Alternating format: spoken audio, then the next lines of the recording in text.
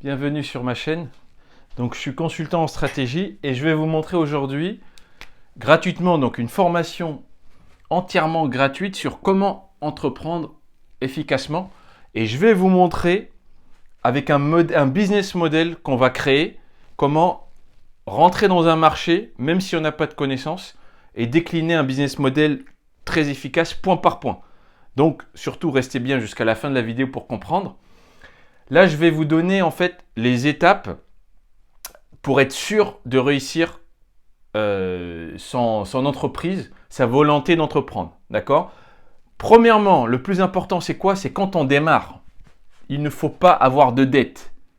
D'accord? Et il faut mettre 4-5K de côté minimum. Et il faut passer à l'action rapidement. Ok? Il y a trop de gens qui se lancent avec 500 € ou zéro, ou même ils ont des dettes. Ça ne marche pas. Donc, quand vous avez envie d'entreprendre, n'attendez pas d'arriver au point où vous êtes complètement dégoûté de votre travail et vous voulez juste avoir en fait un échappatoire. Commencez à mettre en place. Donc, vous commencez en 1, mettre de l'argent de côté. Vous faites des heures sup, vous prenez un autre boulot le week-end, vous faites ce que vous voulez. Et vous serrez la ceinture pour mettre les 4-5 000 de côté rapidement. On ne démarre pas une entreprise avec zéro parce qu'on va avoir besoin d'un tout petit peu d'argent pour aller plus vite après. D'accord? Et ce qui est bien, c'est que vous commencez à bosser plus et vous commencez à mettre en place un plan. D'accord? À côté de votre travail actuel. Donc, vous ne quittez rien pour l'instant. Vous travaillez plus, vous mettez de l'argent de côté et vous commencez à vous intéresser à votre secteur d'activité. Je vais prendre un exemple tout de suite pour vous démontrer ça. Et le plus important, c'est que il vous faut que 3 choses pour entreprendre, d'accord? Et il ne faut surtout pas une bonne idée, on s'en fout de l'idée, on s'en fout totalement de l'innovation, on s'en fout de tout ça. Pour démarrer, on n'a pas besoin de ça. Il y a 3 choses que vous devez avoir et dont personne ne parle, ou peu. Le 1, c'est le courage.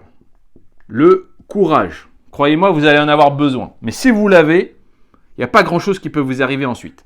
En 2, c'est l'envie de s'améliorer. Et en 3, c'est l'envie d'apprendre. Si vous avez ces 3 choses, si vous savez les cultiver, vous allez réussir. Ok? Donc c'est dans l'ordre, hein, le plus important. Courage, ensuite envie de s'améliorer et ensuite envie d'apprendre. Envie de s'améliorer et envie d'apprendre, c'est pas la même chose. Il y a beaucoup de gens qui ont envie d'apprendre, mais ils n'ont pas envie de s'améliorer. D'accord? C'est des choses totalement différentes. Donc il faut avoir du courage en 1, en 2, envie de s'améliorer, en 3, envie d'apprendre. Une fois qu'on a ça, qu'on a le bon mindset, qu'on a mis 4-5 000 € de côté, je vais vous montrer maintenant un exemple concret et on va aller étape par étape. Donc, on va dire qu'on n'a pas de compétences particulières. On a juste un bon état d'esprit. On sait à quoi s'attendre. Et on sait qu'il va falloir faire des efforts. Donc, je vais prendre un marché. Exemple, l'immobilier. Ok? On se dit, bon, c'est un marché qui devient un peu compliqué. Mais je pense que les gens vont continuer à acheter et vendre des biens. Et à essayer de se loger. D'accord? Donc, on est quand même sur un marché où il restera de la demande.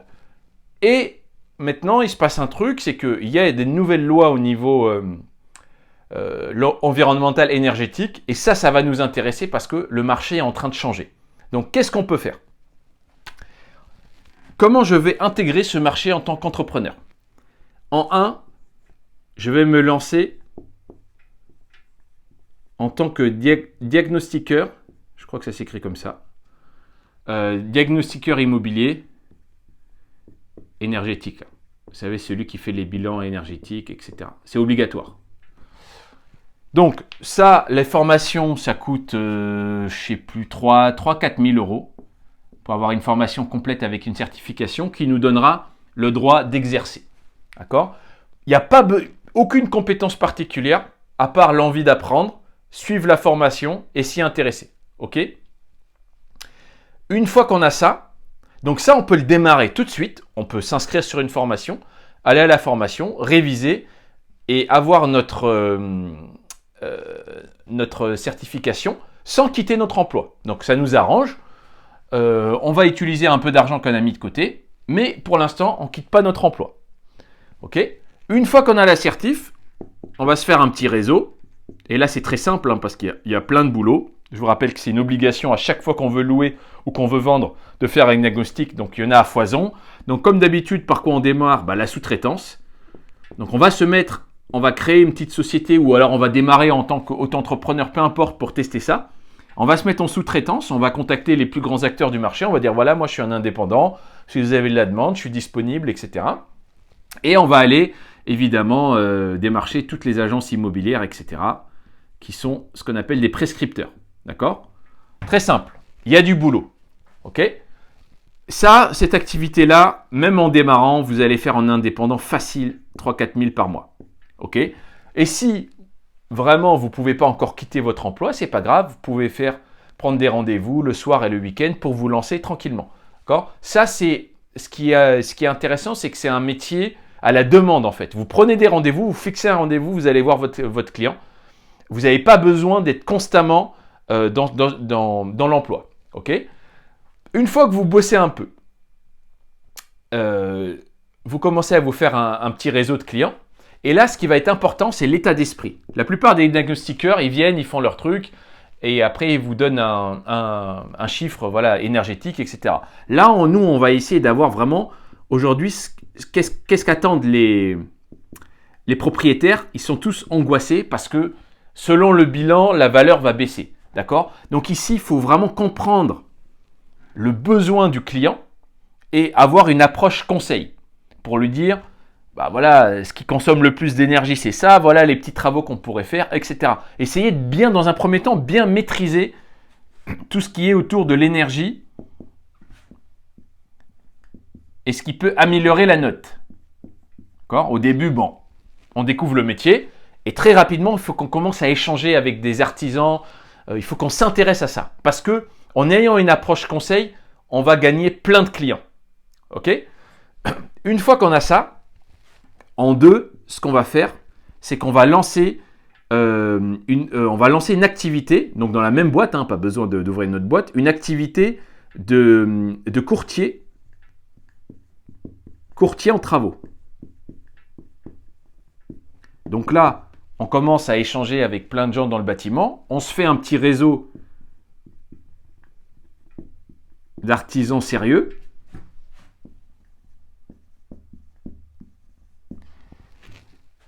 Et la demande, elle est là déjà, d'accord? Ici, les gens, la plupart, en fait, c'est simple. Quand vous avez une mauvaise note énergétique, le bien, sur un studio, vous perdez, par exemple, 12 000 euros.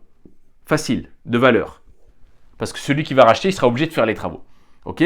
Donc là, si vous arrivez à négocier ici, généralement, un courtier, il prend entre 20 et 30%. Donc, vous vous dites, moi, je connais le secteur maintenant. Je connais des artisans. Je sais à peu près les travaux qu'il peut faire. J'ai mon approche conseil. Donc ici, moi, je sais qu'il y a un besoin de travaux.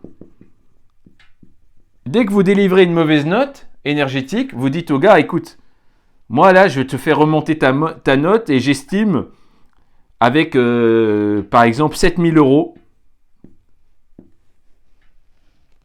ta note va remonter et ton bien, tu pourras le vendre 12 000 euros plus cher. Donc, tu investis 7 000, tu gagnes 12 000. OK? Grosso modo. Donc là, évidemment, il sera intéressé. OK? Et ici, le plus important, c'est que vous vous engagez. En fait, courtier en travaux, vous n'avez pas besoin de maîtriser les travaux. Vous comprenez juste ce qu'il faut faire.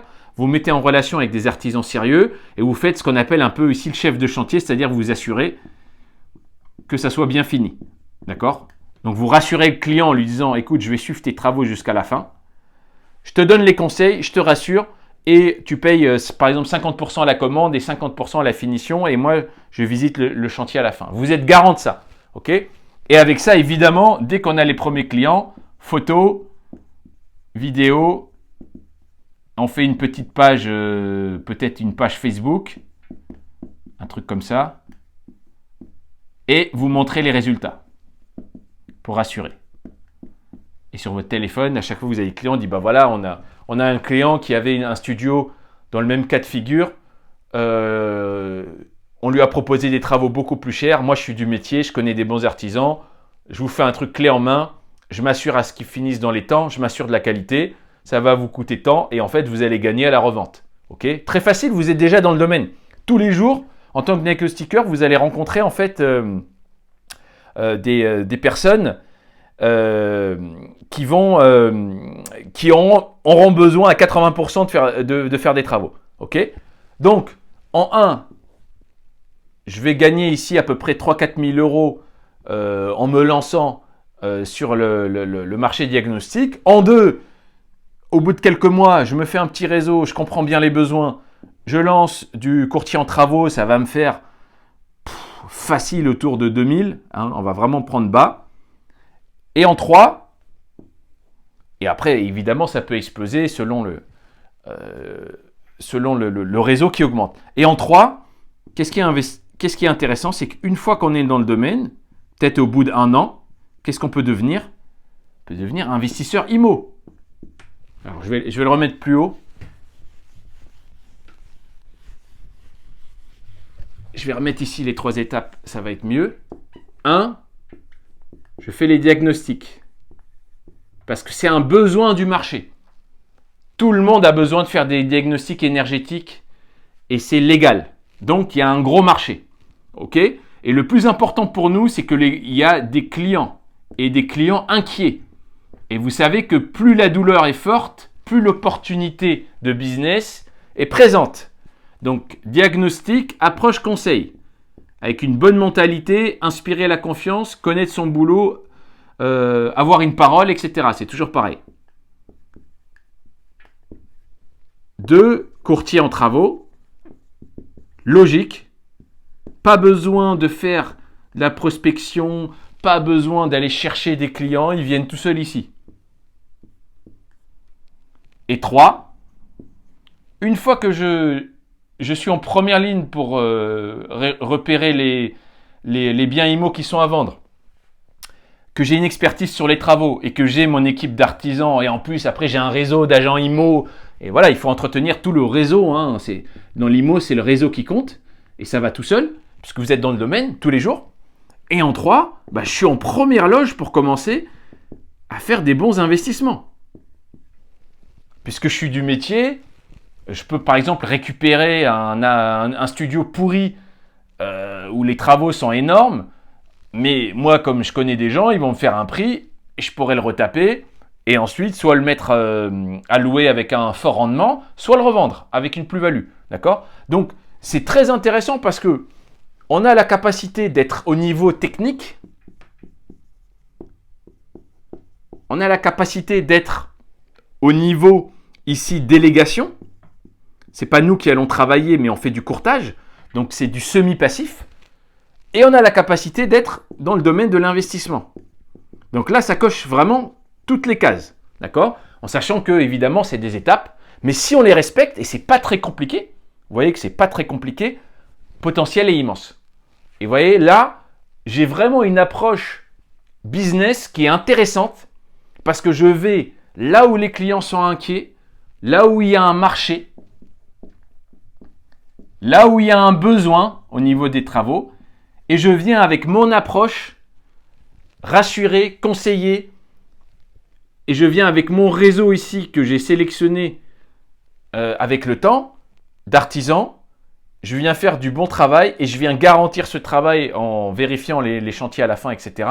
Et en 3, je vais commencer à me créer du passif, entre guillemets, hein, parce que l'immobilier, c'est pas complètement passif, mais je viens me créer des revenus d'investissement. Parce que j'ai pas envie de faire ça pendant 30 ans. Ok ?